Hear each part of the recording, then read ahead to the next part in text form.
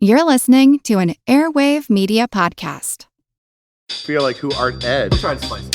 Who art Ed? Mr. Wood art Ed me. Good. Either way, it's ambiguous. It works on so many levels. I know. That's off to a great start.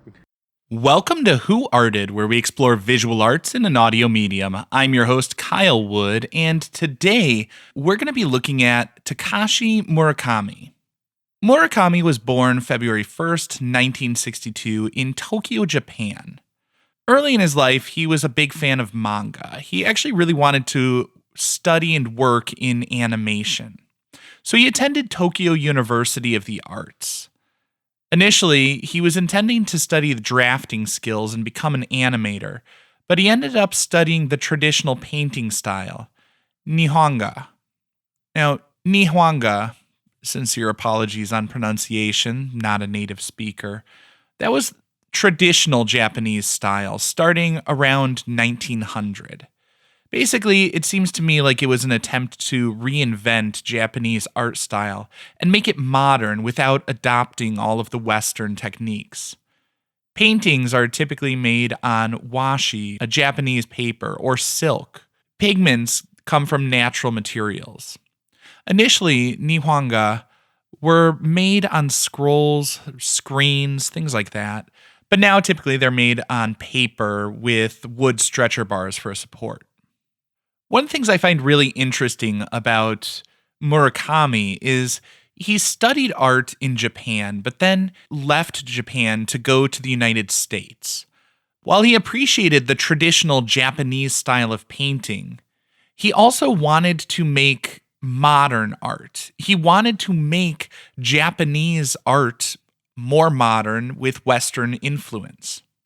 And so he came to study in the United States to get a little bit of a sense for what the contemporary art market was like at that time, what the styles were, what the trends were, and to bring that into his Japanese style. Essentially, he was trying to bring the traditional style into the more modern era in contemporary society. And so in his work, I see some strands that feel to me like they were taken from traditional Japanese woodcuts, like the iconic work of Katsushika Hokusai, Great Wave off Kanagawa, and all of that. But then I also see these bits of like pop art styling popping up in his work. Pop art styling popping up in his work. There had to be a better way to say that. But he's bringing in the Western popular culture, the bright colors, flat, cartoonish, animated styling, as he's developing characters that would recur throughout his body of work. One of the most famous would be Mr. Dobbs. The name Mr. Dobb came from some old, I don't think the kids even say it anymore, but it used to be some Japanese slang to say dobajite, which means like why. And he just used that, which was a little bit of a pop culture reference to name his figure.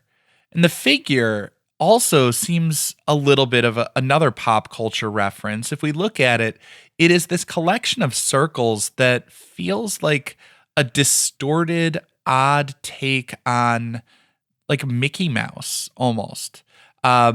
In some of his works where he's got like a shaped panel, like the Untitled piece from 2019 that I was discussing in my season 2 full episode on Murakami, the silhouette of the canvas really does become almost like the silhouetted head of Mickey Mouse, but the teeth are pointed and jagged. The colors are totally different. It's this odd twist off of it that becomes something totally unique and different.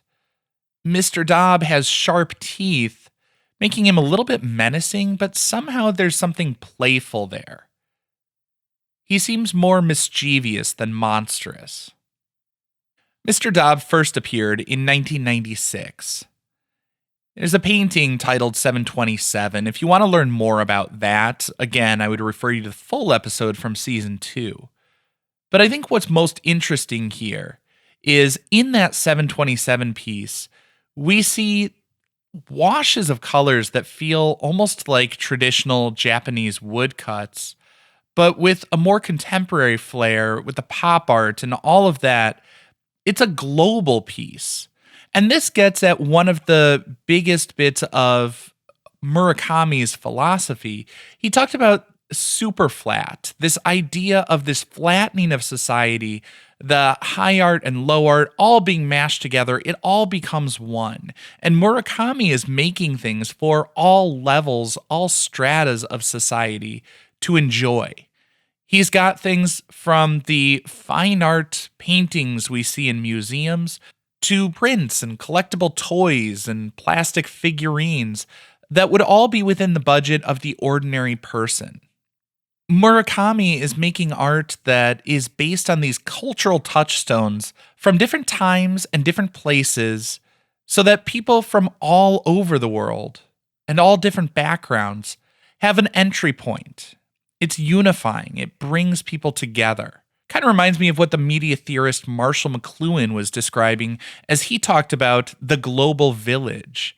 This idea that mass media, such as television and now the internet, make culture more broadly accessible and consumed by a global audience. And hopefully that'll help people find more common ground and bring people a little closer together. This concludes this week's episode of Who Arted, part of the Airwave Media Podcast Network. If you found this tolerable, please leave a rating or review on your favorite podcast app. You can find images of the work being discussed this week and every week on social media at Who Arted Podcast on Twitter, Instagram, and TikTok, and of course on the website whoartedpodcast.com. Podcast done.